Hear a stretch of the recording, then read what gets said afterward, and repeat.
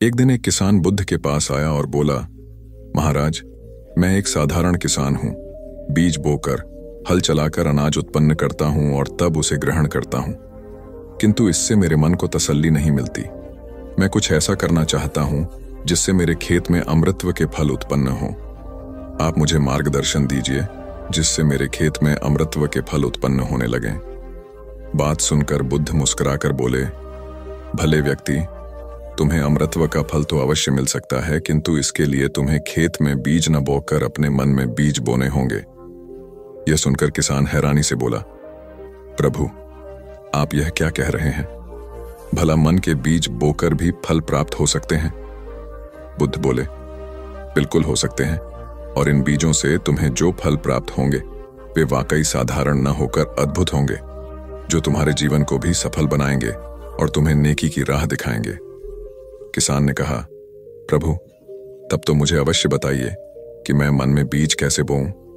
बुद्ध बोले, तुम मन में विश्वास के बीज बो, विवेक का हल चलाओ, ज्ञान के जल से उसे सींचो और उसमें नम्रता का उर्वरक डालो। इससे तुम्हें अमृतत्व का फल प्राप्त होगा। उसे खाकर तुम्हारे सारे दुख दूर हो जाएंगे और तुम्हें असीम शांति का अनुभव होगा। बुद्ध से अमृतत्व के फल की प्राप्ति की बात सुनकर किसान की आंखें खुल गईं। वह समझ गया कि अमृतत्व का फल सद्विचारों के द्वारा ही प्राप्त किया जा सकता है। गौतम बुद्ध किसी उपवन में विश्राम कर रहे थे। तभी बच्चों का एक झुंड आया और पेड़ पर पत्थर मारकर आम गिराने लगा। एक पत्थर बुद्ध के सर पर लगा और उससे खून बहने लगा। बुद्ध की आंखों में आंसू आ गए। बच्चों ने देखा तो भयभीत हो गए। उन्हें लगा कि अब बुद्ध उन्हें भला बुरा कहेंगे। बच्चों ने उनके चरण पकड़ लिए और उनसे क्षमा याचना करने लगे। उनमें से एक बच्चे ने कहा, हमसे बड़ी भूल हो गई है, मेरी वजह से आपको पत्थर लगा और आपके आंसू आ गए। इस पर बुद्ध ने कहा, बच्चों, मैं इसलिए दुखी हूं कि तुमने आम के पेड़ पर पत्थर मारा तो पेड़ ने बदले में तुम्हें मीठे फल दिए, लेकिन मुझे मारने पर मैं तुम्हें सिर्फ भय दे सका। एक बार भगवान बुद्ध अपने अनुयायियों के साथ किसी गांव में उपदेश देने जा रहे थे। उस गांव से पूर्व ही मार्ग में उन लोगों को जगह जगह बहुत सारे गड्ढे खुदे हुए मिले। बुद्ध के एक शिष्य ने उन गड्ढों को देखकर जिज्ञासा प्रकट की, आखिर इस तरह के गड्ढे खुदे होने का तात्पर्य क्या है? बुद्ध बोले, पानी की तलाश में किसी व्यक्ति ने इतने गड्ढे खोदे हैं। यदि वह धैर्यपूर्वक एक ही स्थान पर गड्ढा खोदता तो उसे पानी अवश्य मिल जाता, पर वह थोड़ी देर गड्ढा खोदता और पानी न मिलने पर दूसरा गड्ढा खोदना शुरू कर देता। व्यक्ति को परिश्रम करने के साथ धैर्य भी रखना चाहिए। एक बार भगवान बुद्ध भिक्षा के लिए एक किसान के यहां पहुंचे। तथागत को भिक्षा के लिए आया देखकर किसान उपेक्षा से बोला, श्रमण, मैं हल जोतता हूं और तब खाता हूं। तुम्हें भी हल जोतना और बीज बोना चाहिए और तब खाना खाना चाहिए। बुद्ध ने कहा, महाराज, मैं भी खेती ही करता हूं। इस पर किसान को जिज्ञासा हुई। बोले, गौतम, मैं न तुम्हारा हल देखता हूं, न बैल और न खेती के स्थल। तब आप कैसे कहते हैं कि आप भी खेती ही करते हैं? आप कृपया अपनी खेती के संबंध में समझाइए। बुद्ध ने कहा, महाराज, मेरे पास श्रद्धा का बीज, तपस्या रूपी वर्षा, प्रजा रूपी जोत और हल है, पाप भीरुता का दंड है, विचार रूपी रस्सी है, स्मृति और जागरूकता रूपी हल की फाल और पेनी है। मैं वचन और कर्म में संयत रहता हूं। मैं अपनी इस खेती को बेकार, घास से मुक्त रखता हूं और आनंद की फसल काट लेने तक प्रयत्नशील रहने वाला हूं। अप्रमाद मेरा बैल है जो बाधाएं देखकर भी पीछे मुंह नहीं मोड़ता है। वह मुझे सीधा शांति धाम तक ले जाता है। इस प्रकार मैं अमृत की खेती करता हूं। एक बार बुद्ध से मल्लुक्य पुत्र ने पूछा, भगवान, आपने आज तक यह नहीं बताया कि मृत्यु के उपरांत क्या होता है। उसकी बात सुनकर बुद्ध मुस्कुराए। फिर उन्होंने उससे पूछा, पहले मेरी एक बात का जवाब दो। अगर कोई व्यक्ति कहीं जा रहा हो और अचानक कहीं से आकर उसके शरीर में एक विषबुझा बाण घुस जाए तो उसे क्या करना चाहिए? पहले शरीर में घुसे बाण को हटाना ठीक रहेगा या फिर देखना कि बाण किधर से आया है और किसे लक्ष्य कर मारा गया है? मल्लु के पुत्र ने कहा, पहले तो शरीर में घुसे बाण को तुरंत निकालना चाहिए, अन्यथा विष पूरे शरीर में फैल जाएगा। बुद्ध ने कहा, बिल्कुल ठीक कहा तुमने। अब यह बताओ कि पहले इस जीवन के दुखों के निवारण का उपाय किया जाए या मृत्यु की बातों के बारे में सोचा जाए? मल्लुक के पुत्र अब समझ चुका था और उसकी जिज्ञासा शांत हो गई। एक दिन एक व्यक्ति बुद्ध के पास पहुंचा। वह बहुत अधिक तनाव में था। अनेक प्रश्न उसके दिमाग में घूम घूम कर उसे परेशान कर रहे थे, जैसे आत्मा क्या है, आदमी मृत्यु के बाद कहां जाता है, सृष्टि का निर्माता कौन है, स्वर्ग नरक की अवधारणा कहां तक सच है और ईश्वर है या नहीं। उसे इन प्रश्नों के उत्तर नहीं मिल रहे थे। जब वह बुद्ध के पास पहुंचा तो उसने देखा कि बुद्ध को कई लोग घेर कर बैठे हैं। बुद्ध उन सभी के प्रश्नों व जिज्ञासाओं का समाधान अत्यंत सहज भाव से कर रहे हैं। काफी देर तक यह क्रम चलता रहा, किंतु बुद्ध धैर्यपूर्वक हर एक को संतुष्ट करते रहे। बेचारा व्यक्ति वहां का हाल देखकर परेशान हो गया। उसने सोचा कि इन्हें दुनियादारी के मामलों में पड़ने से क्या लाभ, अपना भगवत भजन करें और बुनियादी समस्याओं से ग्रस्त इन लोगों को भगाए। किंतु बुद्ध का व्यवहार देखकर तो ऐसा लग रहा था मानो इन लोगों का दुख उनका अपना दुख है। आखिर उस व्यक्ति ने पूछ ही लिया, महाराज, आपको इन सांसारिक बातों से क्या लेना देना? बुद्ध बोले, मैं ज्ञानी नहीं हूं और इंसान हूं। वैसे भी वह ज्ञान किस काम का जो इतना घमंडी और आत्मकेंद्रित हो कि अपने अतिरिक्त दूसरे की चिंता ही न कर सके। ऐसा ज्ञान तो अज्ञान से भी बुरा है। बुद्ध की बातें सुनकर व्यक्ति की उलझन दूर हो गई। उस दिन से उसकी सोच व आचरण दोनों बदल गए। कथा का सार यह है कि ज्ञान तभी सार्थक होता है जब वह लोक कल्याण में संलग्न हो। महात्मा बुद्ध एक गांव में ठहरे हुए थे। वे प्रतिदिन शाम को वहां पर सत्संग करते थे। भक्तों की भीड़ होती थी क्योंकि उनके प्रवचनों से जीवन को सही दिशाबोध प्राप्त होता था।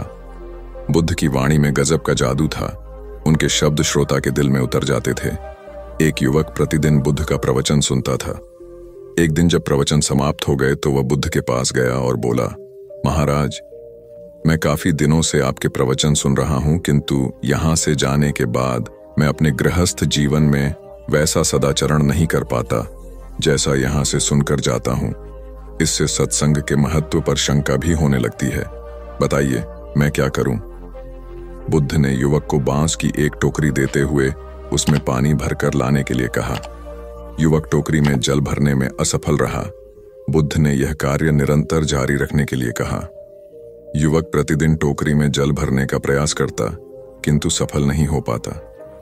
कुछ दिनों बाद बुद्ध ने उससे पूछा, इतने दिनों से टोकरी में लगातार जल डालने से क्या टोकरी में कोई फर्क नजर आया? युवक बोला, एक फर्क जरूर नजर आया है। पहले टोकरी के साथ मिट्टी जमा होती थी, अब वह साफ दिखाई देती है। कोई गंदगी नहीं दिखाई देती है और इसके छेद पहले जितने बड़े नहीं रह गए, वे बहुत छोटे हो गए हैं। तब बुद्ध ने उसे समझाया, यदि इसी तरह उसे पानी में निरंतर डालते रहोगे तो कुछ ही दिनों में ये छेद फूल कर बंद हो जाएंगे और टोकरी में पानी भर पाओगे। इसी प्रकार जो निरंतर सत्संग करते हैं उनका मन एक दिन अवश्य निर्मल हो जाता है। अवगुणों के छिद्र भरने लगते हैं और गुणों का जल भरने लगता है। युवक ने बुद्ध से अपनी समस्या का समाधान पा लिया। निरंतर सत्संग से दुर्जन भी सज्जन हो जाते हैं, क्योंकि महापुरुषों की पवित्र वाणी उनके मानसिक विकारों को दूर कर उनमें सद्विचारों का आलोक प्रसारित कर देती है। एक आदमी को बुद्ध ने सुझाव दिया कि दूर से पानी लाते हो, क्यों नहीं अपने घर के पास एक कुआं खोद लेते? हमेशा के लिए पानी की समस्या से छुटकारा मिल जाएगा। सलाह मानकर उस आदमी ने कुआं खोदना शुरू किया, लेकिन 7-8 फीट खोदने के बाद उसे पानी तो क्या, गीली मिट्टी का भी चिन्ह नहीं मिला। उसने वह जगह छोड़कर दूसरी जगह खुदाई शुरू की, लेकिन 10 फीट खोदने के बाद भी उसमें पानी नहीं निकला। उसने फिर तीसरी जगह कुआं खोदना शुरू किया, लेकिन यहां भी उसे निराशा ही हाथ लगी। इस क्रम में उसने 8-10 फीट के 10 कुएं खोद डाले, लेकिन पानी कहीं नहीं मिला। वह निराश होकर बुद्ध के पास गया। उसने बुद्ध को बताया कि मैंने 10 कुएं खोद डाले, मगर पानी एक में भी नहीं निकला। बुद्ध को आश्चर्य हुआ। वे स्वयं चलकर उस स्थान पर आए जहां उसने 10 गड्ढे खोदे हुए थे। बुद्ध ने उन गड्ढों की गहराई देखी और सारा माजरा समझ गए। फिर वे बोले, 10 कुएं खोदने की बजाय एक कुएं में ही तुम अपना सारा परिश्रम लगाते तो पानी कब का मिल गया होता। तुम सब गड्ढों को बंद कर दो, केवल एक को गहरा करते जाओ, पानी निकल आएगा। उसने बुद्ध की बात मानकर ऐसा ही किया। परिणाम स्वरूप कुआं पूर्ण होते ही पानी निकल आया। सबने भगवान बुद्ध की जय जयकार की। धन्ना सेठ के पास 7 पुश्तों के पालन पोषण जितना धन था। उसका व्यापार चारों तरफ फैला हुआ था, किंतु फिर भी उसका मन अशांत रहता था। कभी धन की सुरक्षा की चिंता तो कभी व्यापारिक प्रतिस्पर्धा में आगे निकलने का तनाव। चिंता और तनाव के कारण वह अस्वस्थ रहने लगा। उसके मित्र ने उसकी गिरती दशा देखी तो उसे बुद्ध के पास जाने की सलाह दी। सेठ बुद्ध के पास पहुंचा और अपनी समस्या बताई। बुद्ध ने उसे सांत्वना देते हुए कहा, तुम घबराओ मत, तुम्हारा कष्ट अवश्य दूर होगा, बस तुम यहाँ कुछ दिन रहकर ध्यान किया करो। बुद्ध के कहे अनुसार सेठ ने रोज ध्यान करना शुरू कर दिया, किंतु सेठ का मन ध्यान में नहीं लगा। वह जैसे ही ध्यान करने बैठता उसका मन फिर अपनी दुनिया में चला जाता। उसने बुद्ध को यह बात बताई, किंतु बुद्ध ने कोई उपाय नहीं बताया। थोड़ी देर बाद जब सेठ बुद्ध के साथ वन में सायंकालीन भ्रमण कर रहा था तो उसके पैर में एक कांटा चुभ गया। वह दर्द के मारे कराहने लगा। बुद्ध ने कहा, बेहतर होगा कि तुम जी खड़ा कर कांटे को निकाल दो, तब इस दर्द से मुक्ति मिल जाएगी। सेठ ने मन कड़ाकर कांटा निकाल दिया, उसे चैन मिल गया। तब बुद्ध ने उसे समझाया, ऐसे ही लोभ, मोह, क्रोध, घमंड व द्वेष के कांटे तुम्हारे मन में गड़े हैं। जब तक अपने मन की संकल्प शक्ति से उन्हें नहीं निकालोगे, अशांत ही रहोगे।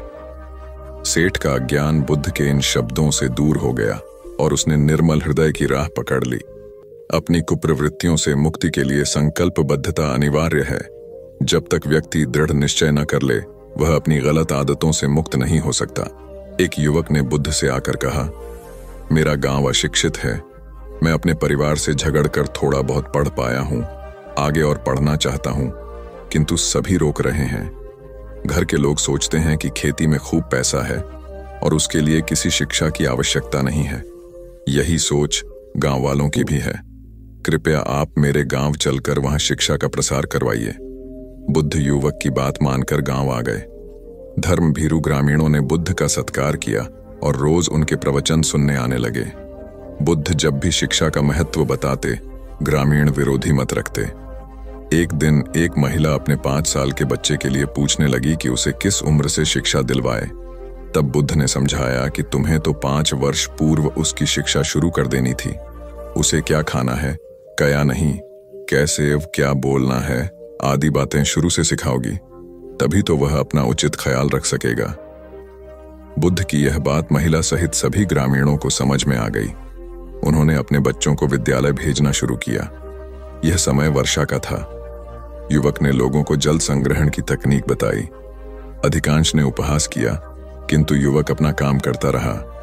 बुद्ध का सहयोग प्राप्त था, इसलिए किसी ने उसका खुलकर विरोध नहीं किया। जब गर्मी में भीषण जल संकट के कारण फसलें सूखने लगीं, तो युवक ने कुएं खुदवाए, जिनमें जल संग्रहण की तकनीक के कारण खूब पानी निकला। ग्रामीण अब शिक्षा का महत्व समझ चुके थे। धीरे धीरे संपूर्ण गांव शिक्षित हो गया। ज्ञान हर उम्र में अर्जित किया जा सकता है। यही ज्ञान हमें जीवन में आने वाली समस्याओं के समाधान की राह सुझाता है। आम्रपाली बौद्ध काल में वैशाली के वृज्य संघ की इतिहास प्रसिद्ध लिच्छवी राजनृत्यांगना थी। इनका एक नाम अम्बपाली या अम्बपालिका भी है। आम्रपाली अत्यंत सुंदर थी और कहते हैं जो भी उसे एक बार देख लेता वह उस पर मुग्ध हो जाता था। अजातशत्रु उसके प्रेमियों में था और उस समय के उपलब्ध साहित्य में अजातशत्रु के पिता बिंबसार को भी गुप्त रूप से उसका प्रणयार्थी बताया गया है। आम्रपाली को लेकर भारतीय भाषाओं में बहुत से काव्य, नाटक और उपन्यास लिखे गए हैं। एक बार की बात है, महात्मा बुद्ध अपने शिष्यों के साथ घूमते हुए वैशाली नगरी में पहुंचे। वैशाली को उस समय 16 महाजनपदों में एक महत्वपूर्ण जनपद माना जाता था, जिसकी ख्याति दूर दूर तक फैली हुई थी। यह नगरी परम वैभवशाली और हर तरफ से संपन्न थी। महात्मा बुद्ध के आने की बात पूरे नगर में फैलते देर न लगी। जिसे जब पता चलता वह तभी उनसे मिलने पहुंच जाता और उनके उपदेश सुनकर खुद को भाग्यशाली समझता। बुद्ध का चरित्र ही ऐसा प्रभावशाली था कि उनसे प्रभावित हुए बिना कोई नहीं रह सका। उस नगर की गणिका और राजनर्तकी आम्रपाली भी बुद्ध से मिलने की इच्छुक थी। वह खुद महात्मा बुद्ध के पास चलकर आई और उन्हें अपने घर भोजन के लिए आमंत्रित किया। उसने इतने सरल और प्रेम भाव से बुद्ध से विनती की कि बुद्ध मना नहीं कर सके। जब यह बात उनके शिष्यों को पता चला कि महात्मा बुद्ध ने एक गणिका का आमंत्रण स्वीकार किया है, तो सबने इसका विरोध किया। महात्मा बुद्ध ने बड़ी सरलता से अपने शिष्यों से कहा, मैंने तो उसकी प्रेम भावना देखी।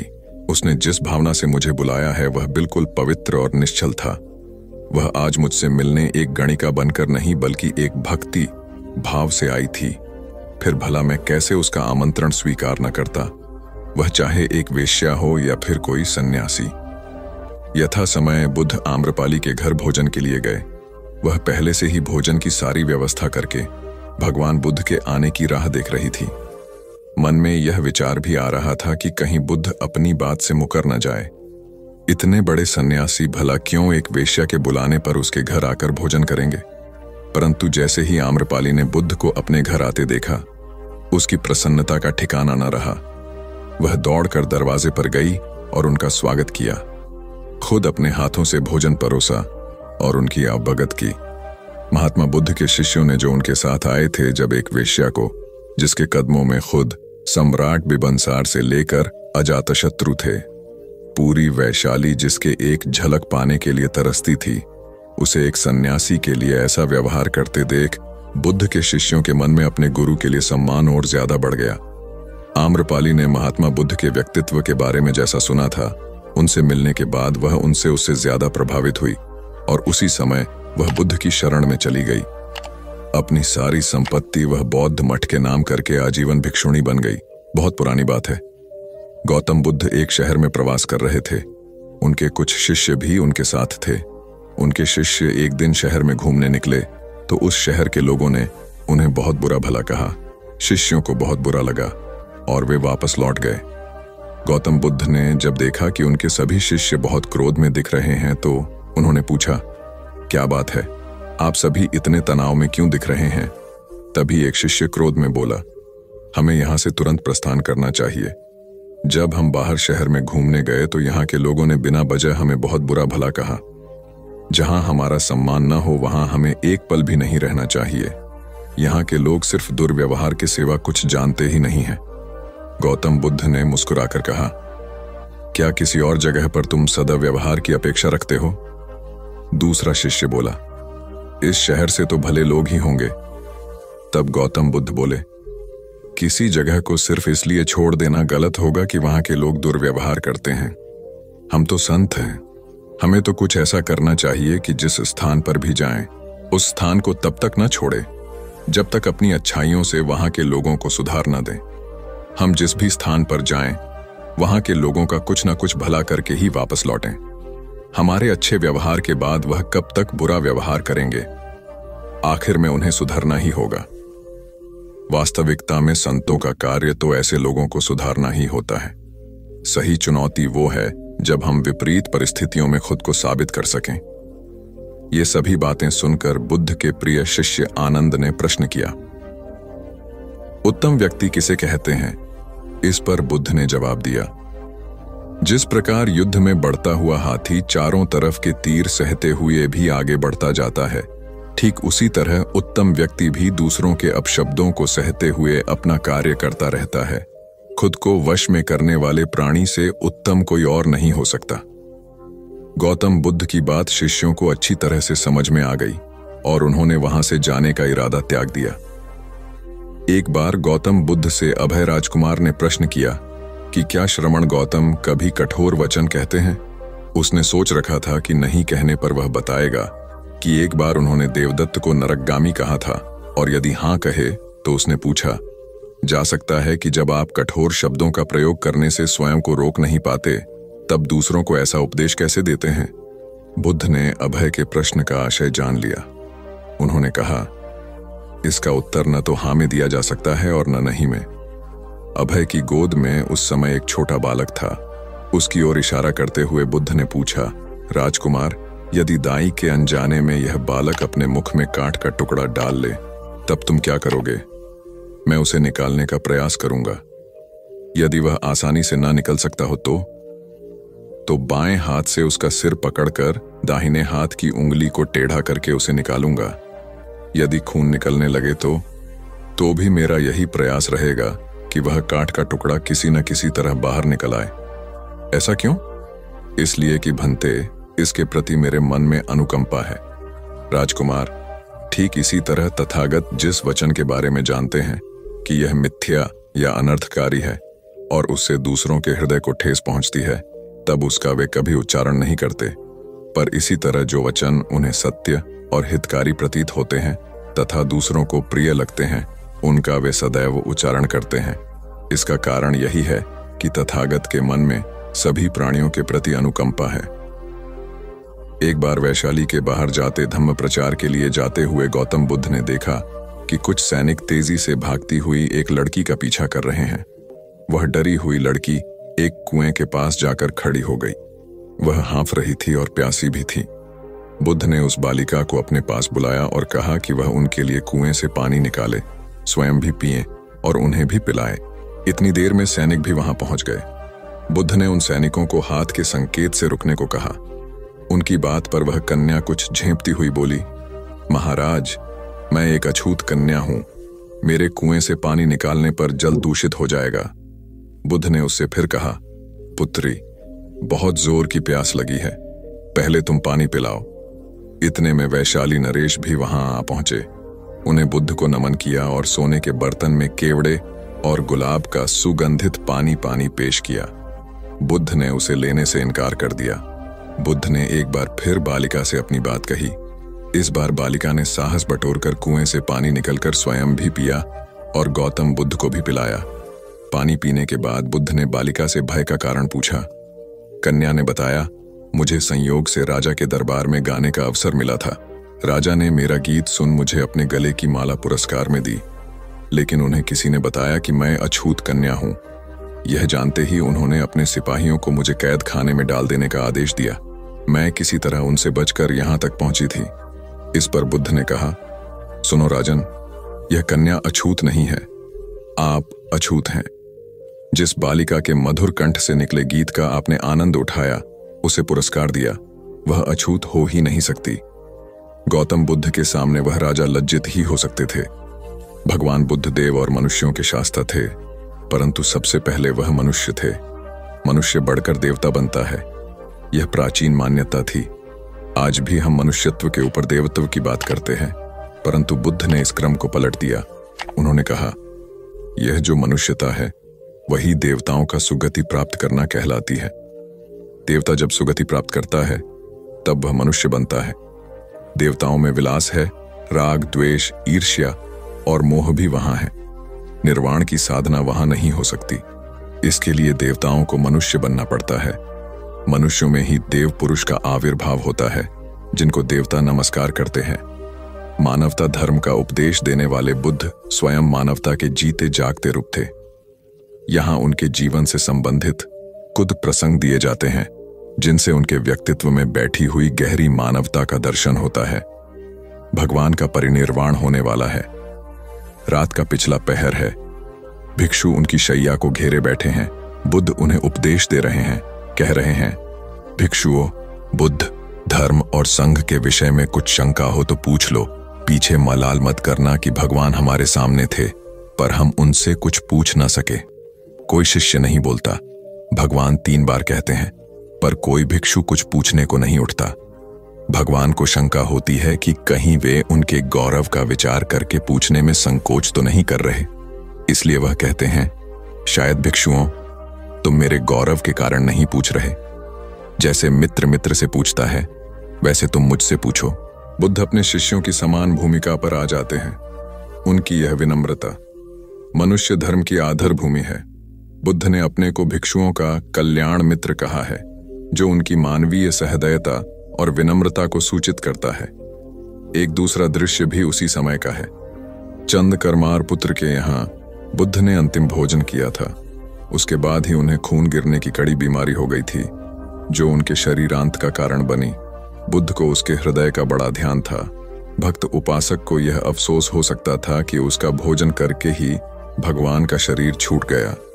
इसलिए आखिरी सांस लेने से पहले उन्होंने आनंद को आदेश दिया, आनंद, चंद करमार पुत्र की इस चिंता को दूर करना और कहना, आयुष्मान, तूने बड़ा लाभ कमाया कि मेरे भोजन को करके तथागत परिनिर्वाण को प्राप्त हुए।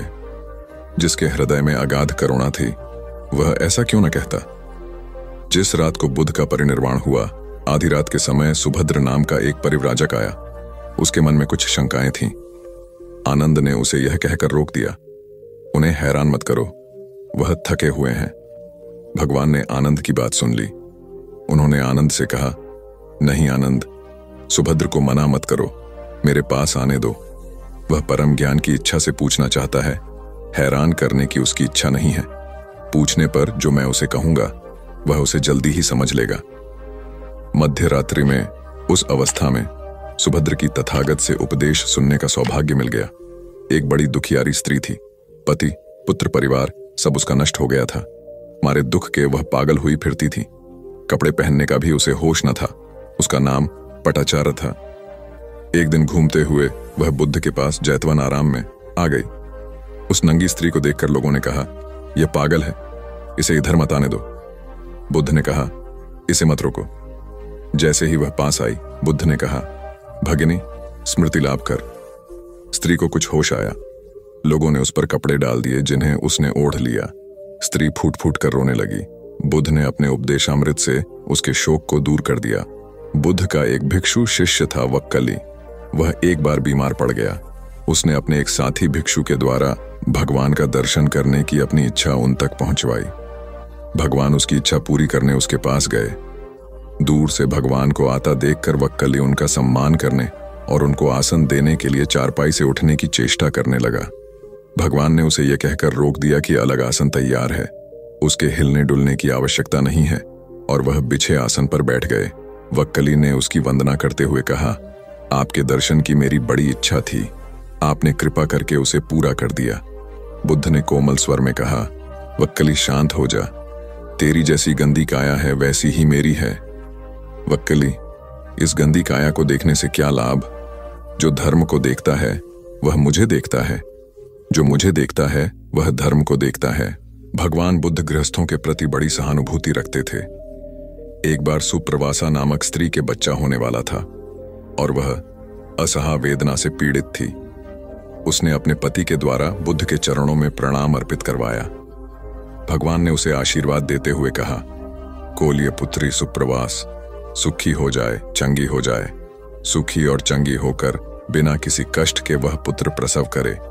ब्राह्मणों के साथ भी उनकी पूरी सहानुभूति थी, जैसे कि विश्व के सभी प्राणियों के साथ उनकी पूरी सहानुभूति थी।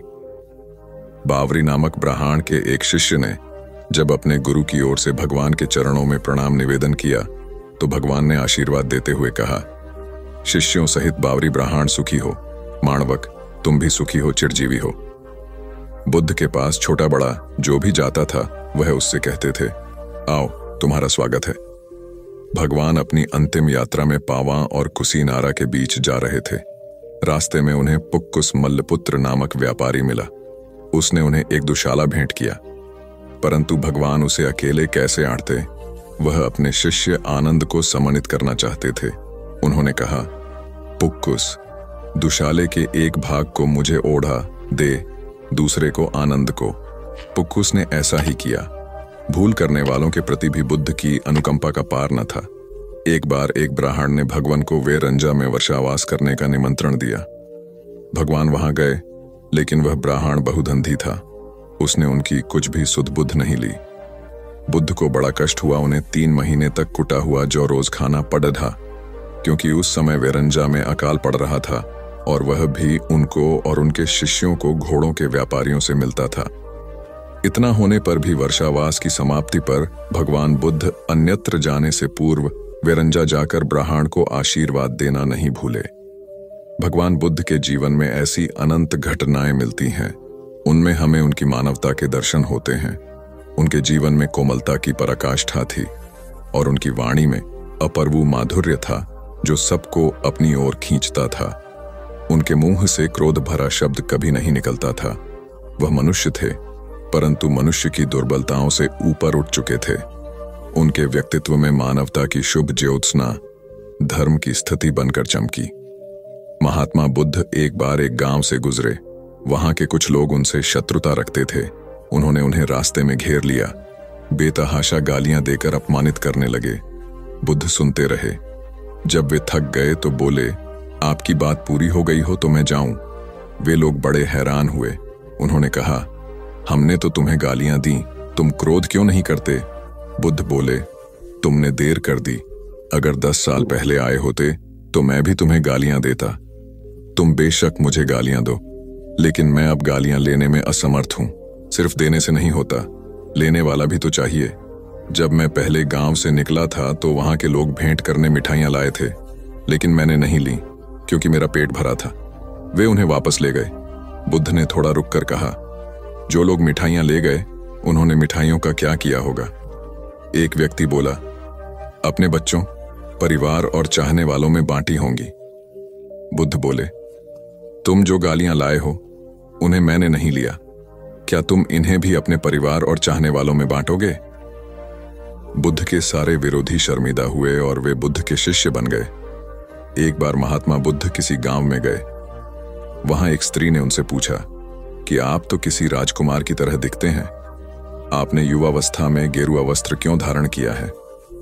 बुद्ध ने उत्तर दिया कि मैंने 3 प्रश्नों के हल ढूंढने के लिए संन्यास लिया है। बुद्ध ने कहा, हमारा शरीर युवा और आकर्षक है, लेकिन यह वृद्ध होगा, फिर बीमार होगा और अंत में यह मृत्यु को प्राप्त हो जाएगा। मुझे वृद्धावस्था, बीमारी और मृत्यु के कारण का ज्ञान प्राप्त करना है। बुद्ध की बात सुनकर स्त्री बहुत प्रभावित हो गई और उसने उन्हें भोजन के लिए आमंत्रित किया। जैसे ही ये बात गांव के लोगों को मालूम हुई तो सभी ने बुद्ध से कहा कि वे उस स्त्री के यहां न जाएं, क्योंकि वह स्त्री चरित्रहीन है। बुद्ध ने गांव के सरपंच से पूछा कि क्या यह बात सही है। सरपंच ने भी गांव के लोगों की बात में सहमति जताई। तब बुद्ध ने सरपंच का एक हाथ पकड़कर कहा कि अब ताली बजाकर दिखाओ। इस पर सरपंच ने कहा कि यह असंभव है, एक हाथ से ताली नहीं बज सकती। बुद्ध ने कहा कि ठीक इसी प्रकार कोई स्त्री अकेले ही चरित्रहीन नहीं हो सकती है। यदि इस गांव के पुरुष चरित्रहीन नहीं होते तो वह स्त्री भी चरित्रहीन नहीं होती। गांव के सभी पुरुष बुद्ध की ये बात सुनकर शर्मिंदा हो गए। भगवान गौतम बुद्ध अपने शिष्यों को किसी न किसी माध्यम से शिक्षा देते रहते थे। एक बार महात्मा बुद्ध जब अपने शिष्यों को शिक्षा दे रहे थे तो उन्होंने हाथ में एक रस्सी पकड़कर उसमें बहुत सी गांठें दी। उसके पश्चात महात्मा बुद्ध ने वहां पर उपस्थित शिष्यों से प्रसन्न पूछा, क्या यह रस्सी वैसी ही है जैसी गांठें लगाने से पहले थी? एक शिष्य ने महात्मा बुद्ध के प्रश्न का उत्तर दिया। वह कहने लगा कि गुरुजी, एक दृष्टिकोण से देखें तो यह रस्सी वैसी ही है जैसी पहले थी, लेकिन अगर दूसरे दृष्टिकोण से देखें तो रस्सी में 3 गांठें पड़ चुकी हैं। इसलिए देखने में इसका स्वरूप कुछ बदल चुका है, लेकिन एक सत्य यह भी है कि बाहर से देखने पर चाहे इसका स्वरूप बदल चुका है, लेकिन भीतर से इसके बुनियादी रूप से यह पहले के जैसी ही है। शिष्य का उत्तर सुनकर महात्मा बुद्ध संतुष्ट हो गए। उसके पश्चात महात्मा बुद्ध ने कहा, मैं रस्सी की इन गांठों को खोल देता हूं। महात्मा बुद्ध रस्सी के दोनों सिरों को पूरी ताकत से खींचने लगे।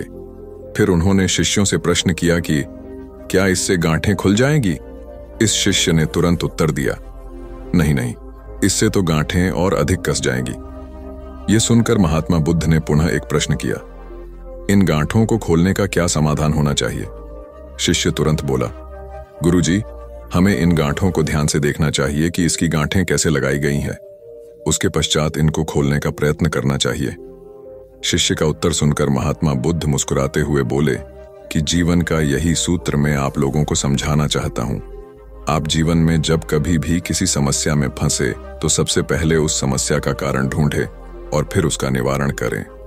व्यवहारिक जीवन में लोग समस्या का कारण जाने बिना ही उसका समाधान ढूंढने की कोशिश करते हैं, जिस कारण उनको उचित परिणाम नहीं मिल पाता। महात्मा बुद्ध शिष्य को कहने लगे कि बहुत से लोग मुझसे पूछते हैं कि आपने क्रोध को कैसे समाप्त करें, लेकिन कभी किसी ने यह नहीं पूछा कि मुझे क्रोध क्यों आता है। ऐसे ही लोग मुझसे पूछते हैं कि अहंकार को कैसे समाप्त करूं, लेकिन कोई यह जानने की कोशिश नहीं करता कि आखिर अहंकार का बीज उनके अंदर कैसे उत्पन्न हुआ। जैसे रस्सी में गांठें लगाने के बाद भी उसका वास्तविक स्वरूप नहीं बदलता, वैसे ही व्यक्ति में चाहे जैसे भी अवगुण पैदा हो जाए, उसके अंदर की अच्छाई कभी समाप्त नहीं होती। जैसे हम धैर्य से रस्सी की गांठों को ध्यान से देखकर खोल सकते हैं, वैसे ही जीवन में आने वाले विकारों और समस्याओं का हल हम ढूंढ सकते हैं। अगर जीवन में किसी भी तरह की कोई समस्या उत्पन्न हुए है तो उसके कारण को ध्यान से समझने पर उसका निवारण भी स्वतः मिलने लगते हैं। दुनिया में जो तरक्की हो रही है या देश में कोई तरक्की करता है तो उसे जरूर देखना चाहिए, चाहे घर की टीम हो या बाहरी लोगों को मिलाकर बनाई हुई हो। जहां जहां अच्छे समूह बन गए वहां वहां तरक्की हो गई। ऐसा ही देखा गया है। आपके आसपास जितने लोग तरक्की पसंद हैं वो मिलकर ही काम करते होंगे। उनका टीम वर्क अच्छा होगा। एक परिवार था, वो गरीब था, खाने को कुछ नहीं था। काफी सोचा कि काम मिले, मगर काम नहीं मिला। 2 बच्चे थे, बीबी थी। एक दिन उन्हें विचार आया कि इस गांव में काम मिलना मुश्किल है, चलो कहीं और चलते हैं। इस इरादे से वे एक दिन गांव छोड़कर चल दिए।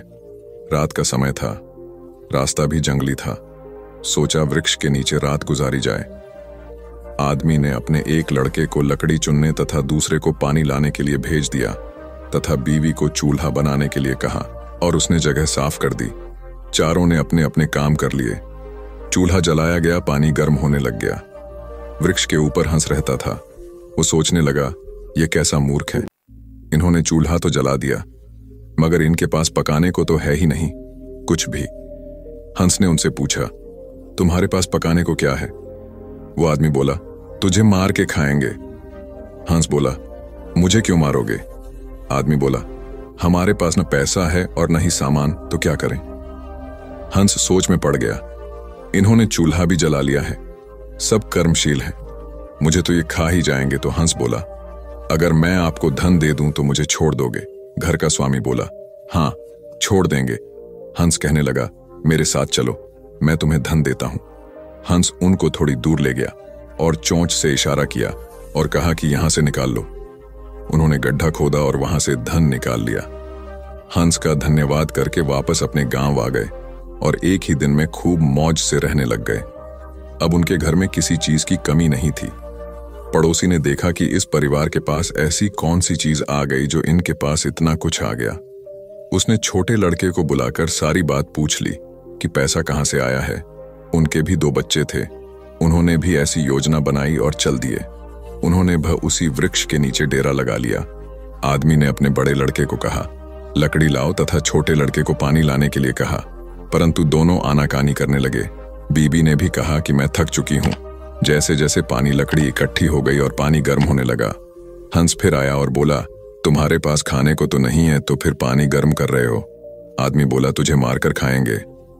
हंस मुस्कुरा उठा और बोला, मारने वाले तो 3 दिन पहले आए थे, तुम अपना समय खराब मत करो, घर जाओ, तुम मुझे क्या मरोगे, तुम तो आपस में ही लड़ रहे हो।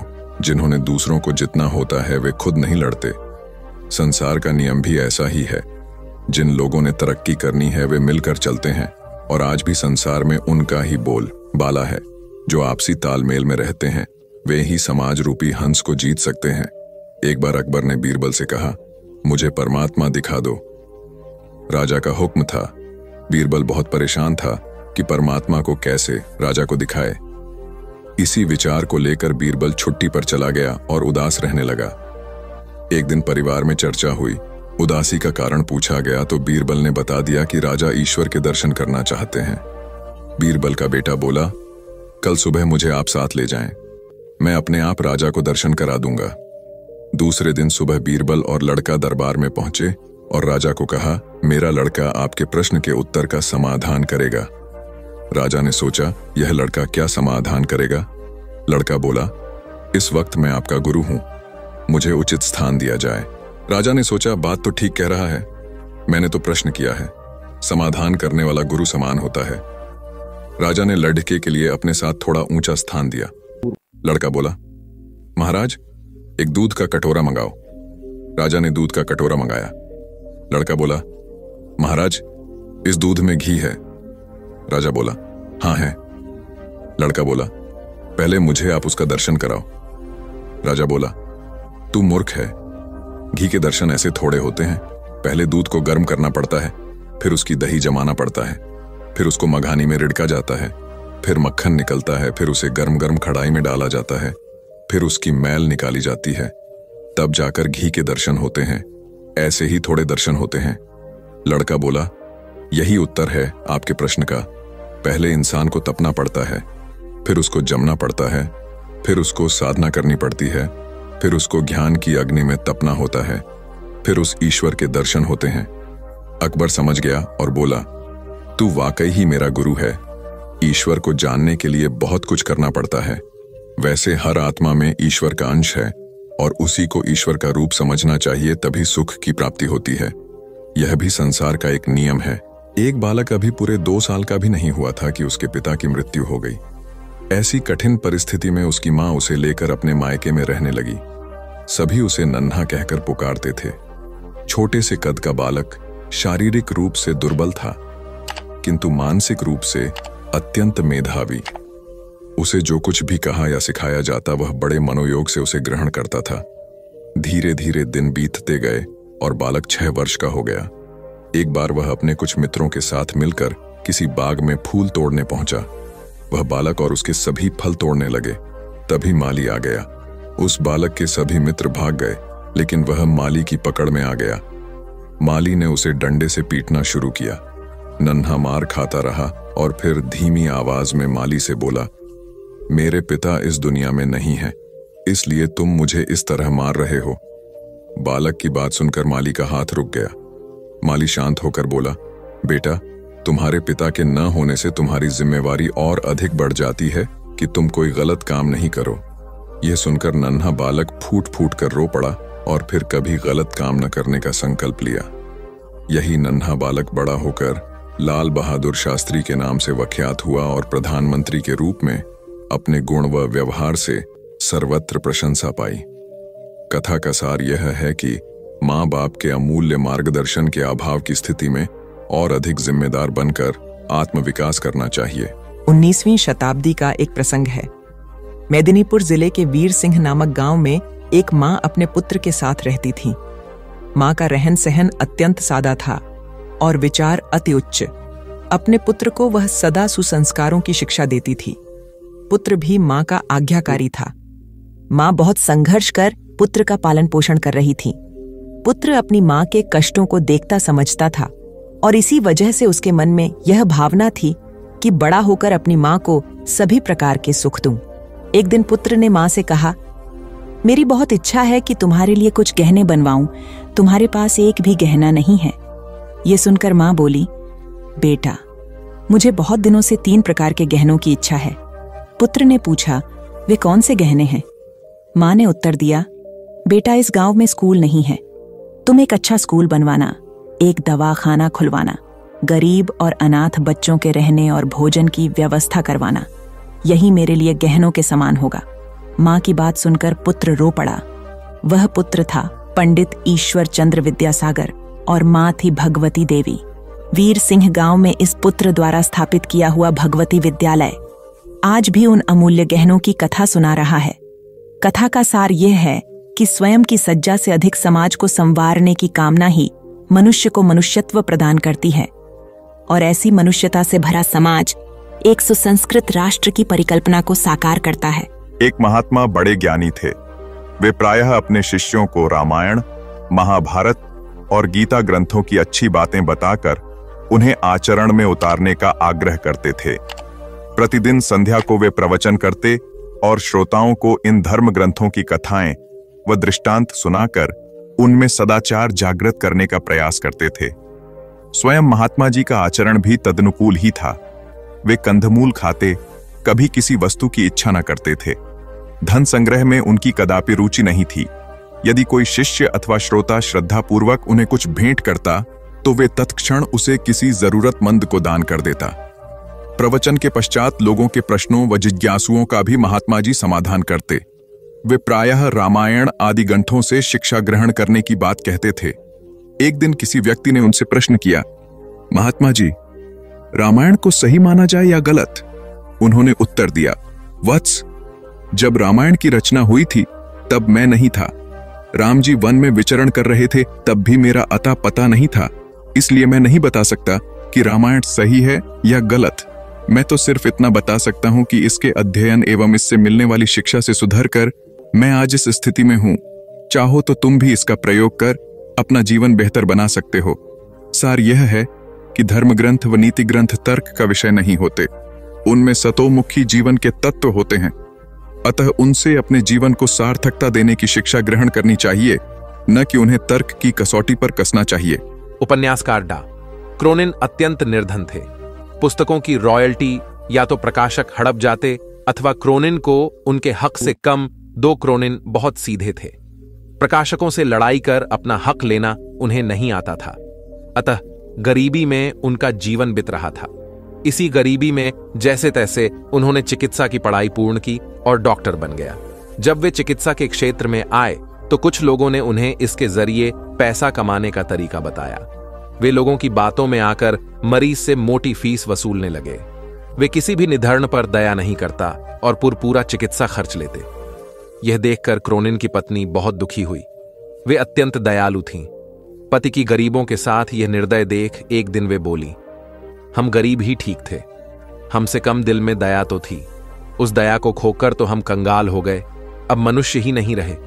पत्नी की मर्मस्पर्शी बात सुनकर डा क्रोनिन को आत्मबोध हुआ और उन्होंने अपनी पत्नी से कहा, तुम सच कह रही हो। व्यक्ति धन से नहीं मन से धनी होता है। तुमने सही समय पर सही राह दिखाई, अन्यथा हम अमानवीयता की गहरी खाई में गिर जाते तो कभी उठ ही नहीं पाते। कथा का निहितार्थ यह है कि जब मनुष्य अपनी मानवीयता की मूल पहचान से डिगने लगता है तो सामाजिक नैतिकता तो खंडित होती ही है, वह स्वयं भी भीतर खोखला हो जाता है, क्योंकि ऐसा उनकी पवित्र संस्कारशीलता बलि चढ़ चुकने के बाद ही होता है। बौद्ध धर्म का व्यापक प्रचार प्रसार हो चुका था। अनेक बौद्ध मठ स्थापित हो चुके थे। सभी मठों में योग्य आचार्य व कुलपित की नियुक्ति की जानी थी ताकि वे बौद्ध धर्म के समुचित प्रसार में अपनी महती भूमिका निभा सकें। आचार्य व कुलपति की नियुक्ति में उनके ज्ञान और विवेक के अतिरिक्त उनकी परहित रुचि को भी विशेष रूप से परखा जाता था, क्योंकि मठ सामूहिक हितों को प्रमुखता देते थे। एक बड़े बौद्ध मठ के लिए योग्य कुलपति की नियुक्ति उन दिनों चर्चा का विषय थी। उस बौद्ध मठ के आचार्य ज्ञान और विवेक के धनी मोदगल्यायन थे। कुलपति पद के लिए 3 उम्मीदवार थे और तीनों ही योग्य थे, किंतु चुनाव तो एक का ही करना था, अतः तीनों की परीक्षा लेने के लिए तीनों को जंगल में भेजा गया।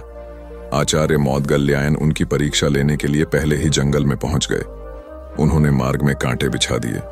संध्या होने तक तीनों उम्मीदवार भी वहां आ पहुंचे। मार्ग में कांटे देखकर तीनों रुके।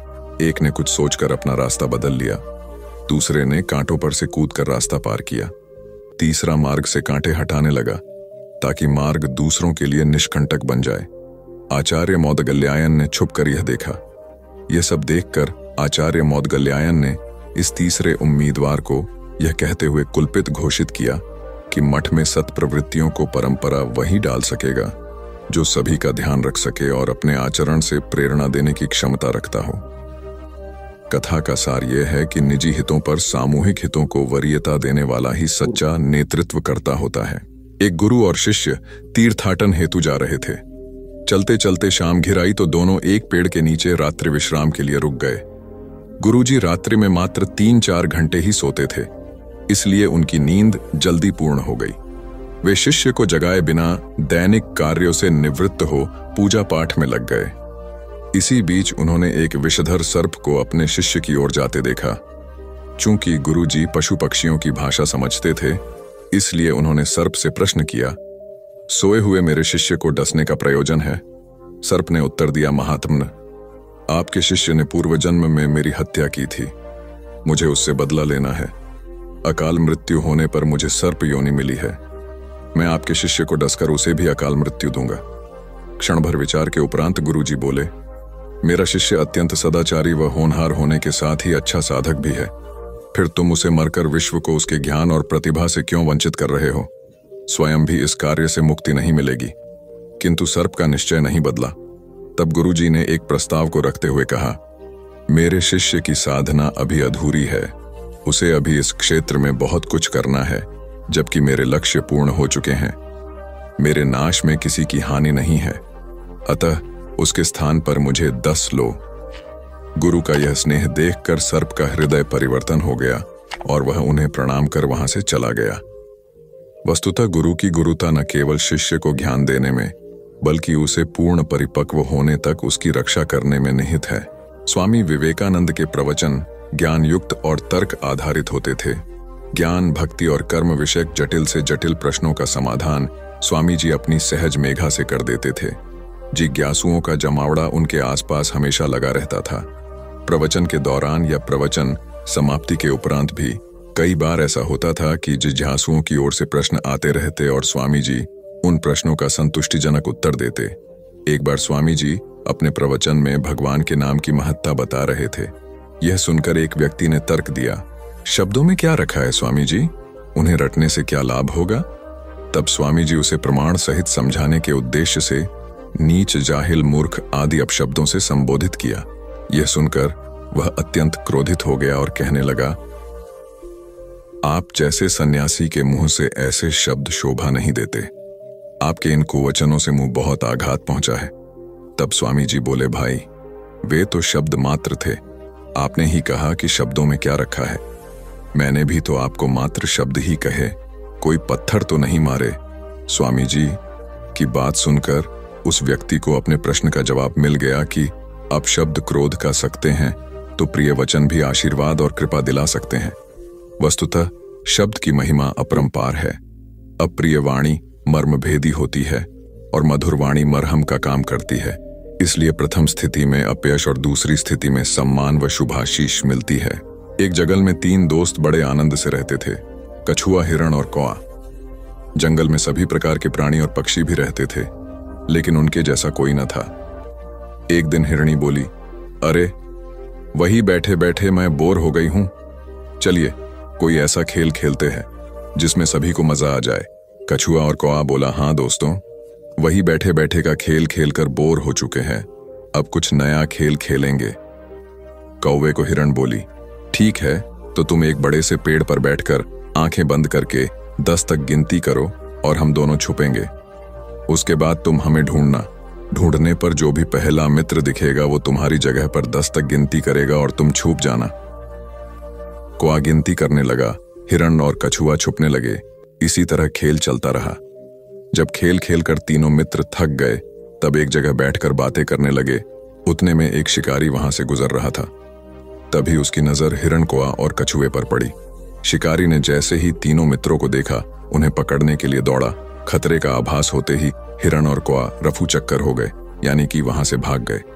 कछुए को आभास हुआ, परंतु कछुए की चाल धीरे होने के कारण शिकारी के हाथ लग गया और शिकारी उसे अपने कपड़े में बांधकर ले जाने लगा।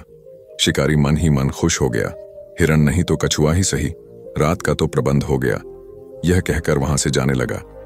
उधर हिरण और कौआ अपने मित्र को ऐसे शिकारी के कैद में देखकर दुखी होने लगे। तभी शिकारी भोजन में कछुए को खाने वाला है। यह सुनकर हिरण और कौवे ने एक योजना बनाई। कौवे ने हिरण को कहा कि जैसे ही शिकारी यहां से जब जाने लगेगा, तब तुम उसके सामने जाना।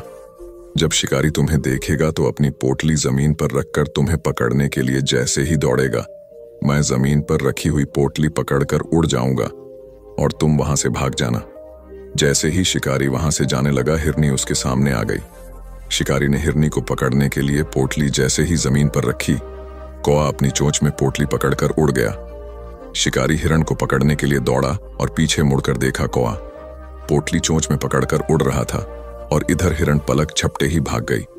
शिकारी निराश होकर घर लौट गया। कौवे ने पोटली को महफूज जगह पर रखा और कछुए को शिकारी के चंगुल से आजाद कराया और तीनों मित्र आनंद से रहने लगे। इससे हमें यह सीख मिलती है कि असली दोस्ताना वही जो समय पर काम आए। एक किसान था जिसके 2 बेटे थे। वह बहुत ही आलसी और निकम्मे थे। वह अपने पिता को कामकाज में हाथ बटाने के बजाय आलस किया करते थे, इधर उधर घूमते फिरते थे। किसान को अपने बेटों की बहुत फिक्र थी। वह सोचते थे कि मेरे मरने के बाद इनका क्या होगा, ये अपना पेट कैसे भरेंगे, अपने परिवार को कैसे संभाल पाएंगे। एक दिन किसान की हालत बहुत ही गंभीर थी, कहने का मतलब किसान मरने की हालत में था। तभी किसान ने अपने दोनों बेटों को बुलाकर उनसे कहा कि हमारे खेत में एक खजाना गड़ा हुआ है, लेकिन वह किस जगह है उसकी जानकारी मुझे भी नहीं है, लेकिन खोदने के बाद तुम्हें वो खजाना मिल जाएगा। इतना कहकर किसान भगवान को प्यारे हो गए।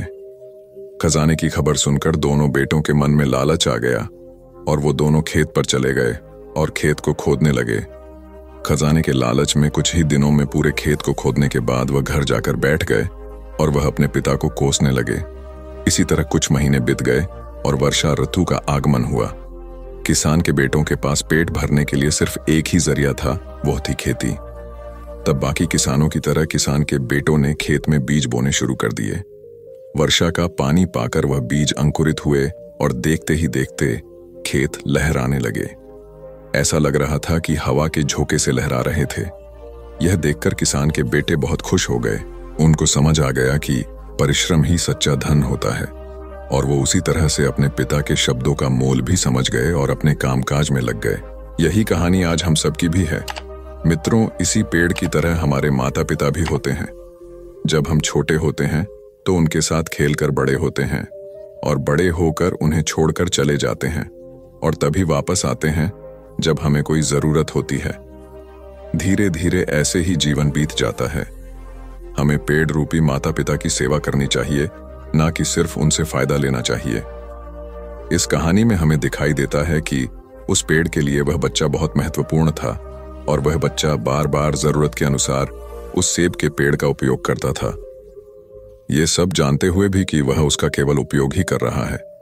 इसी तरह आजकल हम भी हमारे माता पिता का जरूरत के अनुसार उपयोग करते हैं, और बड़े होने पर उन्हें भूल जाते हैं। हमें हमेशा हमारे माता पिता की सेवा करनी चाहिए, उनका सम्मान करना चाहिए, और हमेशा भले ही हम कितने भी व्यस्त क्यों ना हो, उनके लिए थोड़ा समय तो भी निकलते रहना चाहिए।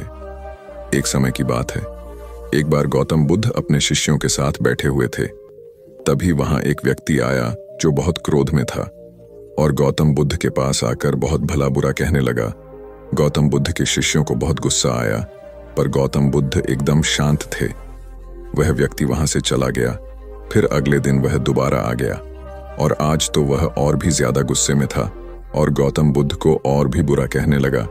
परंतु आज भी गौतम बुद्ध एकदम शांत थे और मुस्कुरा रहे थे, पर गौतम बुद्ध के शिष्यों को बहुत गुस्सा आया।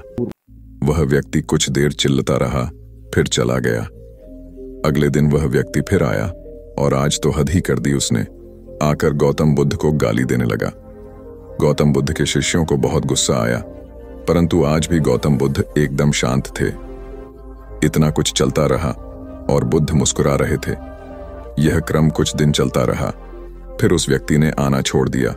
तब उनके एक शिष्य ने पूछा, गुरुजी, आप चाहते तो पहले दिन ही उस व्यक्ति को भगा सकते थे, पर आपने ऐसा क्यों नहीं किया?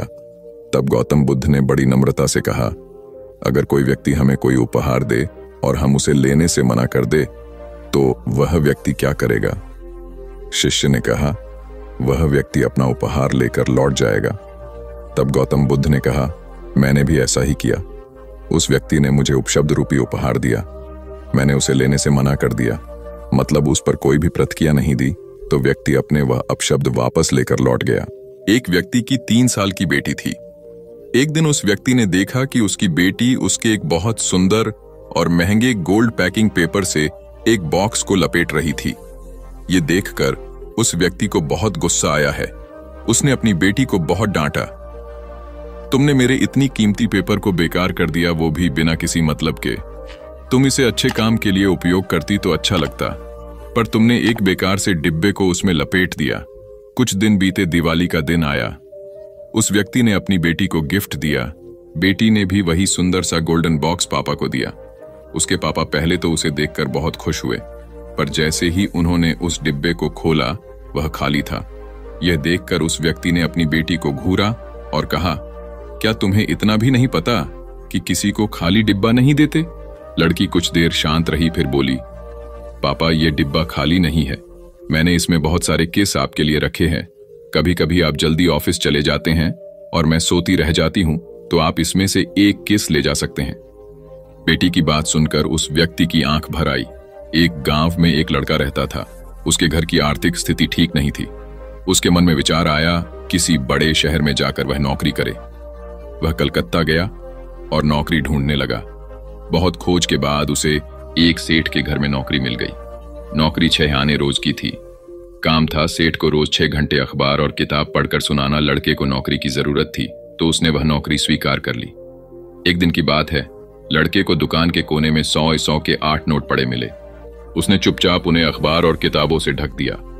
दूसरे दिन रुपयों की खोजबीन हुई। लड़का सुबह जब दुकान पर आया तो उससे पूछा गया। लड़के ने तुरंत ही प्रसन्नता से रुपये निकालकर ग्राहक को दे दिए। वह बहुत ही खुश हुआ। लड़के के ईमानदारी से सबको बहुत प्रसन्नता हुई। सेठ भी लड़के से बहुत खुश हुआ। सेठ ने लड़के को पुरस्कार देना चाहा तो लड़के ने लेने से मना कर दिया। लड़के ने कहा, सेठ जी मैं आगे पढ़ना चाहता हूं, पर पैसों के अभाव में पढ़ नहीं पा रहा, आप कुछ सहायता कर दें। सेठ ने लड़के की पढ़ाई का प्रबंध कर दिया। लड़का बहुत मेहनत से पढ़ता गया। यही लड़का आगे चलकर बहुत बड़ा साहित्यकार बना। इसका नाम था राम नरेश त्रिपाठी। हिंदी साहित्य में इनका बहुत बड़ा योगदान है। एक रोटी की कीमत। रोटी की कीमत क्यों बढ़ेगी? एक बनिया था, 5 रुपए की एक रोटी बेचता था। उसे रोटी की कीमत बढ़ानी थी, लेकिन बिना राजा की अनुमति कोई भी अपने दाम नहीं बढ़ा सकता था। लिहाजा राजा के पास बनिया पहुंचा। बोला, राजा जी मुझे रोटी का दाम 10 करना है। राजा बोला, तुम 10 नहीं 30 रुपए करो। बनिया बोला, महाराज इससे तो हाहाकार मच जाएगा। राजा बोला, इसकी चिंता तुम मत करो, तुम 10 रुपए दाम कर दोगे तो मेरे राजा होने का क्या फायदा? तुम अपना फायदा देखो और 30 रुपए दाम कर दो। अगले दिन बनिए ने रोटी का दाम बढ़ाकर 30 रुपए कर दिया। शहर में हाहाकार मच गया। तभी सभी जनता राजा के पास पहुंचे। बोले, महाराज ये बनिया अत्याचार कर रहा है, 5 की रोटी 30 में बेच रहा है। राजा ने अपने सिपाहियों को बोला, उस गुस्ताख बनिए को मेरे दरबार में पेश करो। बनिया जैसे ही दरबार में पहुंचा, राजा ने गुस्से में कहा, गुस्ताख तेरी ये मजाल, तूने बिना मुझसे पूछे कैसे दाम बढ़ा दिया? ये जनता मेरी है, तू इन्हें भूखा मारना चाहता है। राजा ने बनिए को आदेश दिया, तुम रोटी कल से आधे दाम में बेचोगे, नहीं तो तुम्हारा सर कलम कर दिया जाएगा। राजा का आदेश सुनते ही पूरी जनता ने जोर से बोला, महाराज की जय हो, महाराज की जय हो, महाराज की जय हो। नतीजा सुनिए, अगले दिन से 5 की रोटी 15 में बिकने लगी। अब जनता भी खुश, बनिया भी खुश और राजा भी खुश। एक बार की बात है, यूनानी राजा मिडास था। वह बहुत अमीर था और उसके पास बहुत सारा सोना था। उसकी एक बेटी थी जिसे वह बहुत प्यार करता था। एक दिन मिडास को एक फरिश्ता मिला जिसे मदद की जरूरत थी। उसने उसकी मदद की और बदले में वह एक इच्छा देने को तैयार हो गई। मिडास की इच्छा थी कि वह जिस चीज को छुए वह सोना बन जाए। उनकी इच्छा दी गई थी। अपने घर के रास्ते में उसने चट्टानों और पौधों को छुआ और वे सोने में बदल गए। जैसे ही वह घर पहुंचा, उत्साह में उसने अपनी बेटी को गले से लगा लिया, जो सोने में बदल गई थी। मिडास तबाह हो गया था और उसने अपना